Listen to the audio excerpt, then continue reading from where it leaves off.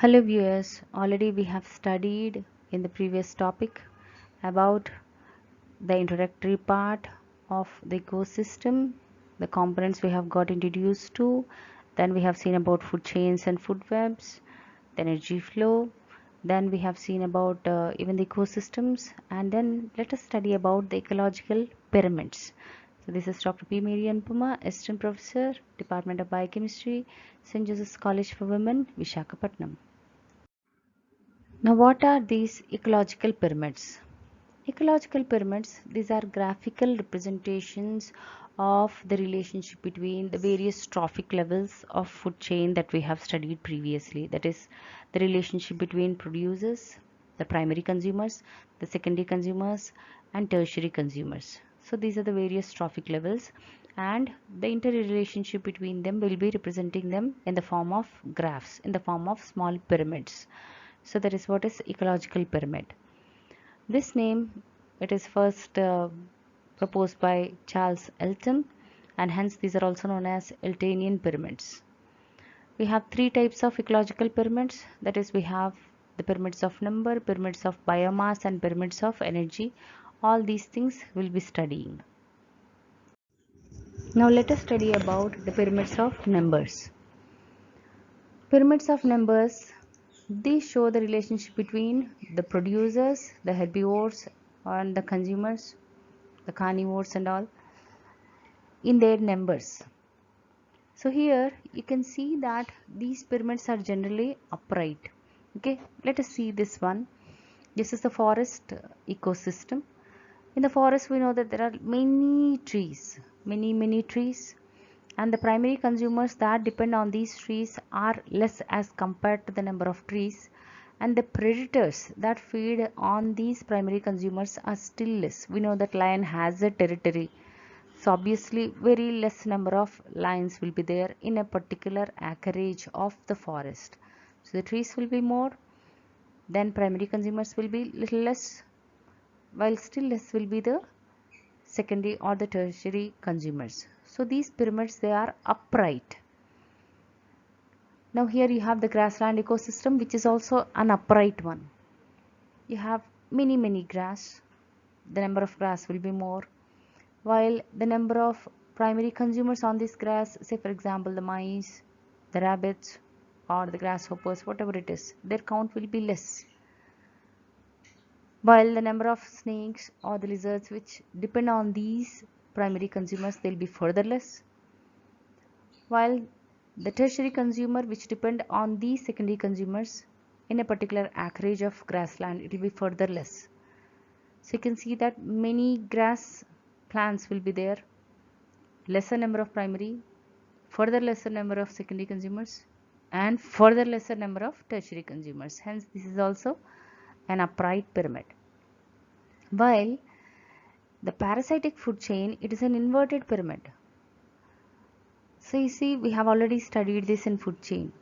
One tree, it can accommodate many primary consumers like the birds, all insects and all such things. These in turn can have many parasites on them, which in turn can have many microscopic hyperparasites on them. So one tree which is having many primary consumers, which in turn can have many secondary consumers as the parasites, which in turn have hyperparasites at the third level. So we can see that this is again a inverted pyramid. So parasitic food chain, it is an inverted pyramid when you are talking about the pyramids of number. Now coming to pyramids of biomass. Here it is the amount of energy which is present in the living organisms, that you call it as the biomass, and this biomass, it can be measured either as a fresh weight or a dry weight, and this is upright in case of terrestrial ecosystem, while it is inverted in aquatic ecosystem. Let us see here. Say for example, this is a grassland one. Again you have many producers, okay, which have lots of weight on these things, less number of primary consumers will be there, so the net weight of these things will be less than this. And next is the count of the secondary consumer. Usually you have very few secondary consumers, So obviously they'll be less, and the top carnivores they'll be further less. So what you have is, this is a upright pyramid. The weight of these things will be more. It will be around 1000 kg, means you have just 100 kgs of the immediate herbivores, then the carnivores, and then the top carnivores.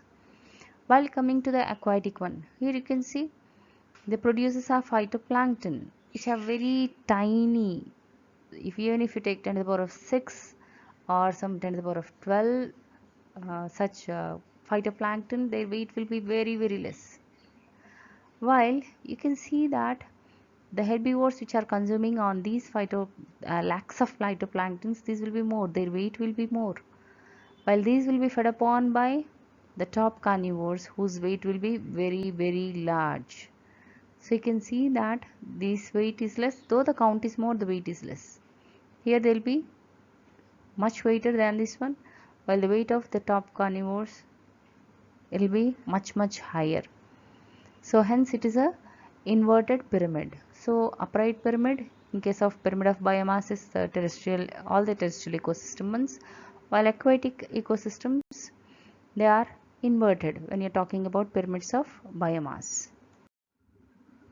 Then we have pyramids of energy. Pyramids of energy means it shows the amount of energy that is present in an organism, and at each trophic level the amount of energy that is present in a particular unit area at a particular time, that will be represented in this pyramids of energy.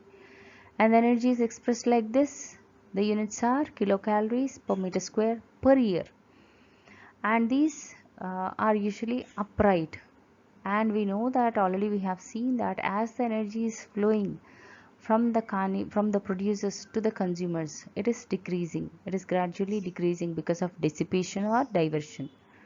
So the amount of light energy which is converted by these green plants, it is usually more, so they have lots of energy, and as this is consumed by the primary consumer, it will be less, further less, and further less. So that's why the pyramids of energy, they are usually upright, indicating that the primary producers, they have lots of energy, while the energy as it is getting transmitted to the next levels or the next trophic levels, it is decreasing. So the pyramids of energy are upright in any of the ecosystems. Thank you.